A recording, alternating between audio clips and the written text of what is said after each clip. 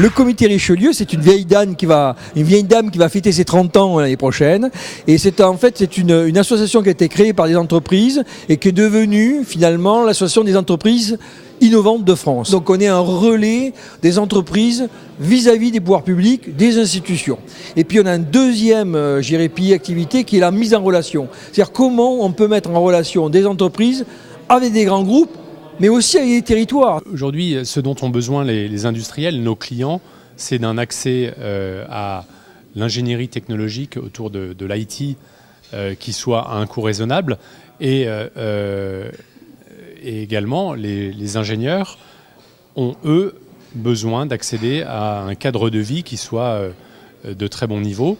Et donc, il est probable, en tout cas de ce que l'on a vu ce matin, que l'adéquation sur le coût de niveau de la vie à Reims et la qualité de la formation et la possibilité d'y travailler réunissent toutes ces problématiques. On nous parle d'entreprise, on nous parle de territoire, on nous parle de trajectoire, et à chaque fois, finalement, ce qu'on sent, c'est qu'il y a une dynamique. Évidemment, après, j'ai envie de dire, il y a d'autres acteurs qui doivent jouer leur rôle.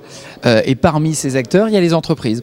Les entreprises qui sont d'ores et déjà sur ce territoire, mais aussi les autres entreprises qui doivent comprendre ce qu'il en est, et puis se dire, effectivement, ici, du fait d'une dynamique, de l'écosystème entrepreneurial qui est présent à Reims, eh bien, nous, on a une carte à jouer. Je trouve que c'est une ville qui offre beaucoup de possibilités de développement par sa proximité de Paris, mais aussi par la diversité des entreprises qu'elle accueille, que ce soit dans le numérique ou dans l'industrie, dans l'agroalimentaire, et une très grosse approche d'innovation. On a une entreprise déjà qui est très implantée en France, avec 9 usines réparties en Bourgogne, dans le nord de la France, dans l'ouest de la France, dans le sud de la France.